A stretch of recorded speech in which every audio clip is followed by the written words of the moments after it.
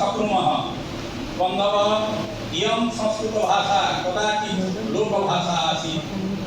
कथं व्यवह्रियमाणत्वात् भाषा उच्यते, भाषमाणत्वात् भाष्यमाणत्वात् भाषा उच्यते। यदि भाषा पद्धति काचित् भाषा लभते सा कदाचित् भाष्यते, तदेव भाषा लभते।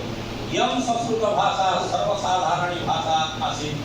कथम् आसीत् भवन्तः जानन्ति, यदा भगवती सीता रावणेन अपहृता सती लङ्काम् अधिवसति स्म, तदानीम् अन्वेषमाणः वीरहनुमान् लङ्कां गच्छति और तत्रैव अशोकमूले सीतां पश्यति। तत्र विचारयति, किं विचारयति, यदि वाक्यं प्रदास्यामि द्विजातिव संस्कृतां रावणः मन्यमानं मां सीता गीता भविष्यति। यदि अहं द्विजातयः यथा संस्कृतं भाषन्ते तथैव यदि अहं संस्कृतेन किमपि भाषिष्ये तदा सीता भीता भविष्यति। किमर्थं भीता भविष्यति? रावणः आगतः इति। तत्रैव स चिन्तापरो अभवत्। अनेन सूच्यते यत् येऽपि द्विजातयः आसन् सर्वेपि संस्कृतं भाषन्ते स्म। द्वितीया घटना वर्तते, यदा आदिशङ्कराचार्यः शास्त्रार्थ कर्तुं मण्डनमिश्रस्य नगरं प्रति गच्छति। तत्रैव मण्डनमिश्रस्य गृहं जिज्ञासया पृच्छति। ग्रामस्य आदौ यदा प्रविशति, ग्रामे प्रविशति, तदेव कूपेषु जलम् उत्कुर्वन्ति स्म स्त्रियः। ग्रामस्य महिलाः मातरः जलम् उत्कुर्वन्ति स्म। तत्र पृच्छति मण्डनमिश्रस्य गृहं कुत्र वर्तते। तत्र काचित् माता उत्तरति। साधारण ग्रामस्य महिला संस्कृतेन उत्तरं ददाति। किं वदति? सतः प्रमाणं परतः प्रमाणं किराङ्गना यत्र गिरो गिरन्ति द्वारस्थनीडान्तः सन्निरुद्धः जानीहि तन्मण्डनं प्रोक्तः। जगद्ध्रुवं स्यात् जगतं ध्रुवं स्यात् किराङ्गना यत्र गिरो गिरन्ति द्वारस्थनीडान्तः सन्निरुद्धः जानीहि तन्मण्डनं श्रधाम। यत्र सुखसारिता परस्परं जगद्ध्रुवं स्यात् जगतध्रुवं स्यात् इति विषये शास्त्रार्थं कुर्वन्ति यस्य द्वारि तदेव मण्डनमिश्रस्य भवनं वर्तते। अनेन सूच्यते ग्रामस्य साधारणजनाः अपि संस्कृतमेव वदन्ति स्म।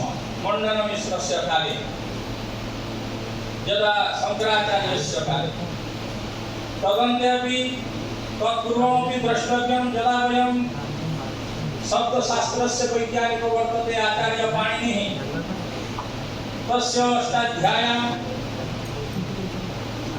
सूत्रद्वये वर्तते। दुरात्ते च प्रत्ययविवादे असूत्रे दुराताहने सति प्लुतो भवति। दुराताहने सति प्लुतो भवति, स्वरे प्लुतो भवति। तो तेन सूच्यते यदा वयं कमपि आह्वयामः, वयं साम्प्रतमपि कमपि दूरे स्थितं कमपि आह्वयामः तर्हि उच्चस्वरेण एव वदामः। तेन सूच्यते एषा भाषा व्यवहारिकी भाषा आसीत्। प्रत्यविवादे सूत्रे सूत्रं विहाय प्रतिवादनस्य प्रत्युत्तरं प्रदीयते स्म, माने सूत्रं विहाय परं तत्रैव आयुष्मान् एति देवदत्त तथैव प्लुतस्वरेण एव उच्यते स्म। तेन सूच्यते इयं भाषा अस्माकं व्यवहारिकी भाषा आसीत्।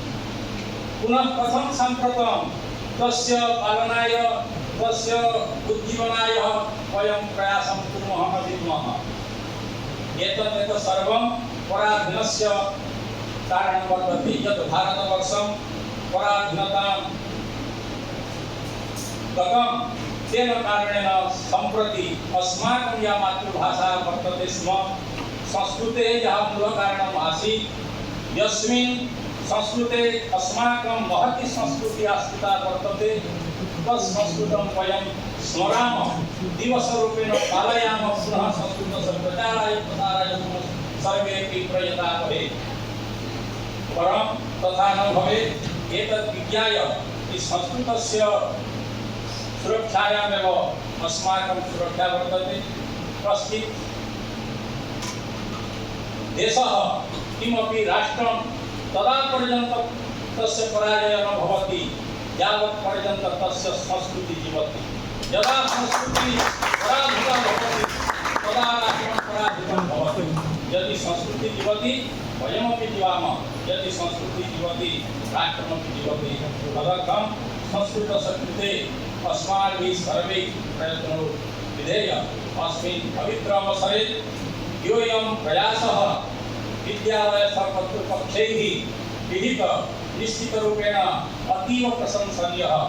अहं तु अत्र आगत्य अभिभूतो भवामि यत् एनं परिसरं दृष्ट्वा यथा गुरुकुलेषु अनुशासनेन छात्राः तिष्ठन्ति ततोपि अधिकं यतोहि अत्र संस्कारिताः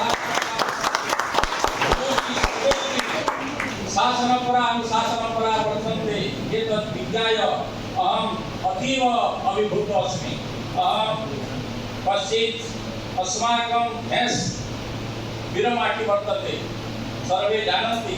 तत्रत्य एका दीपशिखा अत्र आगत्य दीपं प्रज्वालितम् अतीव सौभाग्यस्य अग्निना अग्निः समिद्धते।